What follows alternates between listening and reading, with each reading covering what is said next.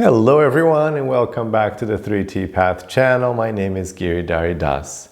And people are talking about Oppenheimer now because his movie is out. And the famous line where he quotes Bhagavad-gita, he got it wrong. He misquoted the Bhagavad-gita in that famous moment. He said, he thought the Bhagavad-gita was saying, now I am become death, the destroyer of the worlds, but that's not actually quite right. So let's take a look in this video. We're going to take a look at the actual verse from the Bhagavad-gita and the correct translation and a little bit about what it actually means. And so this is verse 32 from chapter 11 of Bhagavad-gita. I'm going to read the Sanskrit first and then the translation. And the Sanskrit goes like this. śrī-bhagavān uvāca kālo loka-kṣaya-kṛt pravṛddho lokān samāhartum pravṛttaḥ tvāṁ na bhaviṣyanti sarve vasthitāḥ praty-anīkeṣu yodhāḥ. Translation actually means this. So the first line is what he was trying to quote. Kālo ashmi. Kālo, now I have become, now I am time, not death. So what's going on here? This is a very dramatic moment in the Bhagavad Gita. Chapter 11, Krishna shows Arjuna and other special beings in the universe also witness it, his universal form, his Vishvarupa. Now why is that? Because up to that point, Krishna started presenting himself, God, introducing the concept of God, of the Supreme Lord, in the context of this, summed up teachings of the Bhagavad Gita. He presents God from chapter 7 onwards. So he's been talking about God and the nature of himself from chapter 7, 8, 9, 10, and then finally he gets to the point where Arjuna says, you know what, I'm hearing all these things about God, and you're the source of everything, and you're everything, you're in, and this greatness of God, everything emanates from God. So, he's hearing all these things. I'd like to see that. Could you just show me that? He wants like when you do a presentation, it's nice having, some visuals to go with it, right? You have your PowerPoint presentation. So can I see that? Arjuna asked Krishna, can I just want to see that. Is that okay? Because he kind of gets it. He's already enlightened, but he's just I'd like to see that, Krishna. So then Krishna says, okay, look, I'm going to give you a special kind of sight. I'm going to bless you with a very special power of vision so you can see this universal form of mine. And then he goes on in this wondrous, bizarre form, just with thousands of mouths and arms and legs and all these things, this, very psychedelic, really. It's a real trip. And Arjuna is watching this form and it's super trippy.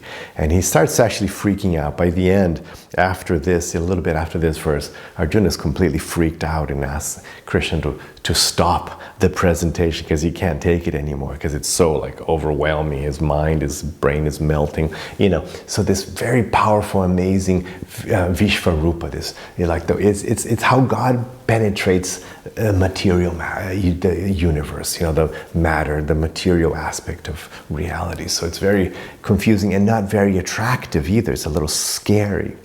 So in the middle of this, he's seeing all these things, and then Arjuna says, "Who are you?" He just asked Krishna. He's Krishna's best friend, but in the middle of all this, he's seeing all these things, and his brain is popping out of his head, and he says, "Who are you?"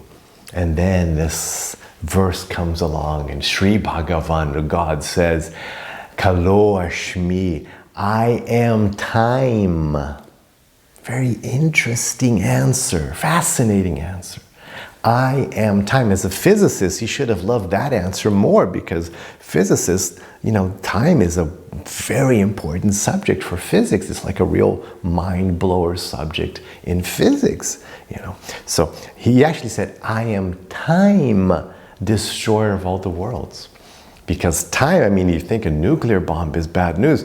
Time, of course, is the most powerful thing. Time will destroy everything. The whole entire universe will be destroyed by time. A nuclear bomb, bombs couldn't destroy the universe, or just shift the atoms around.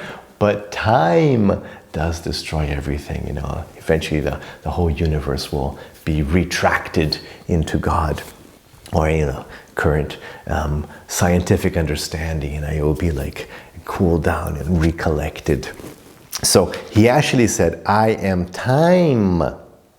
So the translation is, the Supreme Personality of Godhead said, time I am, the great destroyer of the worlds, and I have come here to destroy all people.